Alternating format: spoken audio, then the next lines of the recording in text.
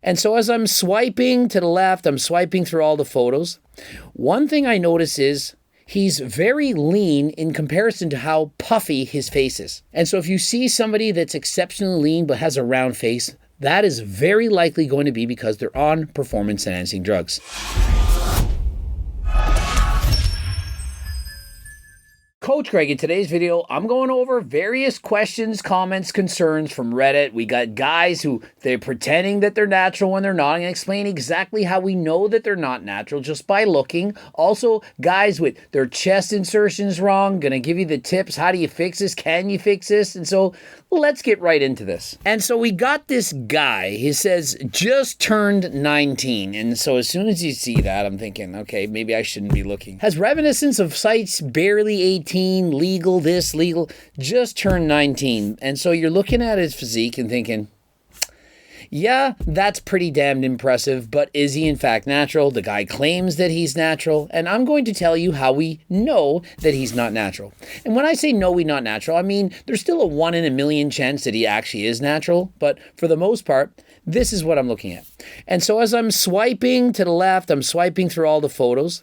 One thing I notice is he's very lean in comparison to how puffy his face is. I see a lot of definition. I see the six-pack, I see the delts, the quads, everything. But why is it that his face is so puffy? I'll tell you why. When you use performance-enhancing drugs, for example, testosterone, it causes you to have what's known as a moon face. Despite the fact that you might have single-digit body fat, it still looks like you're puffy, that you're holding some water retention. If you look back at my old photos, you'll notice that I look a lot different. Many people say I look better now than I did in the past. What is the difference? Well, right now, I'm only on HRT. In the past, I was blasting steroids. And so despite the fact that I might have been single-digit body fat in the past, I never looked it. If you looked at me dressed, you thought, well, yeah, he's maybe 15 or 20%. Not that I looked bad, not that I looked like I was overweight, but I was carrying so much fluid just from taking testosterone. And so if you examine his photos, he looks significantly puffier than he should be based on his body fat percentage. And so because of that, I'm going to say the guy's not natural. And that's just one reason. Next, slide 6, doing the side chest pose. A, you can see that his face a little bit puffy compared to what it should be. Next, you look up at the side delt. You see the roundness in the deltoid, the roundness right here? Oftentimes we're doing shots in the delts. It's one of the best spots to do it. The delts, the glutes, for example. And so what I'm seeing is it looks like he's done a shot in the delt and it's causing some roundness. I'm not saying it's site enhancement oil, but if you, for example, inject 2 cc's of testosterone into your delt, it's likely going to cause some swelling, and that swelling can create more roundness. Next, look at the size of the delts, the biceps, in comparison to the smallness of the waist and the puffiness of his face.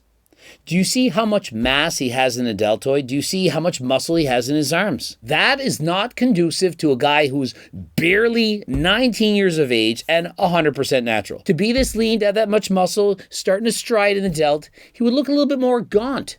He wouldn't have such a puffy face. And if you look at many IFBB pro bodybuilders, even on stage day, even at the Olympia, they're at 4% body fat, but yet their faces, they still look full. How is that possible?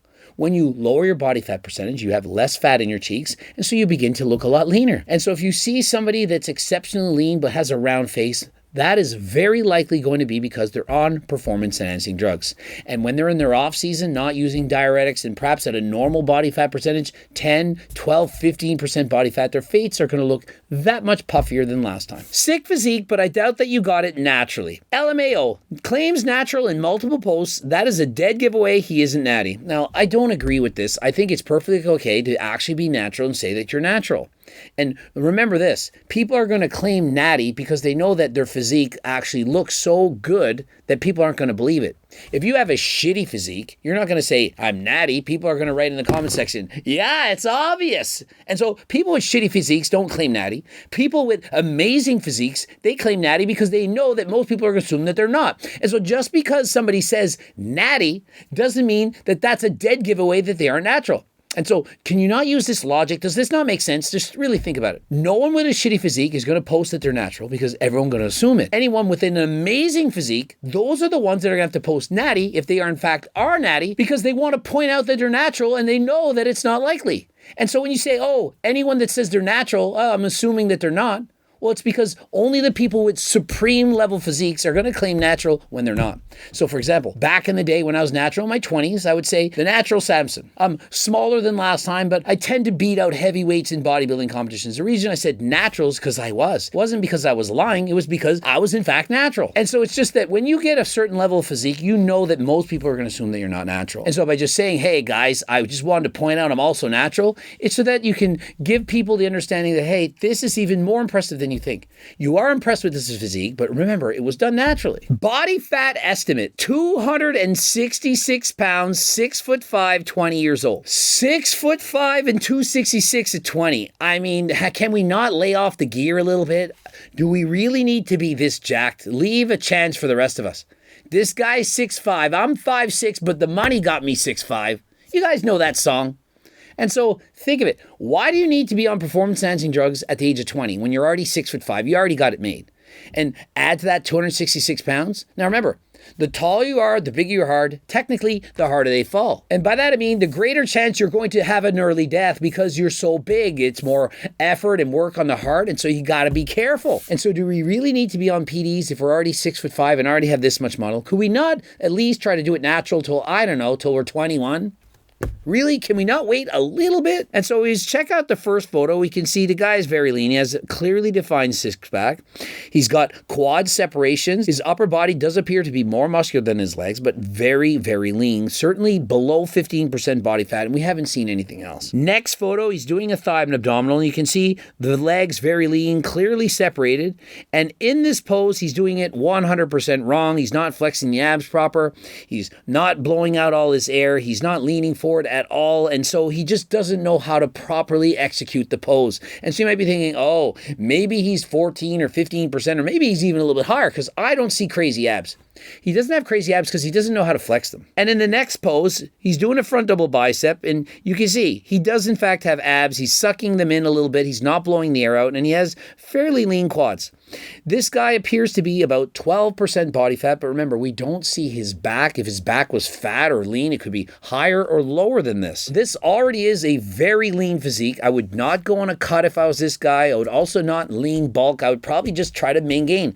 Most guys are going to look roughly at their best, somewhere in that 10 to 15% body fat range. He's 12% body fat, and so great for him. Now, mind you, he's on gear. There's no way this physique is natural. And so if he does decide to go off, he could see his body fat percentage go up unless he perhaps cuts his calories down by 500 calories per day. Because when you're on performance-enhancing drugs, it has a nutrient partitioning effect. A lot of the calories that you're eating are being used and converted into lean muscle tissue. And so when you're on steroids, you can in fact eat more and not gain body fat. But remember, when he does decide to come off, he's going to lose muscle. And if he eats the same amount of calories, he is going to increase his body fat. Man, y'all so lucky. If I looked like that at 20, the world and grinding would have been my oyster. Absolutely. When you're 6'5", good looking, the life is easy. You just have to make the most of it. To be honest, looks like you carry body weight well, 14%. What does that even mean? Maybe 11 to 12% body fat, depends on your back, to be honest. And so fantasy actually made sense. 12 to 15% body fat, depending on your back, looks great. Just fix your posing and focus on your legs more. Subscribe, click the bell button, comment to boost the algorithm. Don't forget to like the video if you liked it. Watch one of those two bloops. Don't forget about the free diet and training programs. That's right, it's free, up to 50 pages in length. You can get that on my website. Become one of the 300,000 plus newsletter subscribers. Don't forget about the cookbooks, the training books, the Circle Diet book, the coaching plans by me and my team, and the phone consults. And until next time, I am out.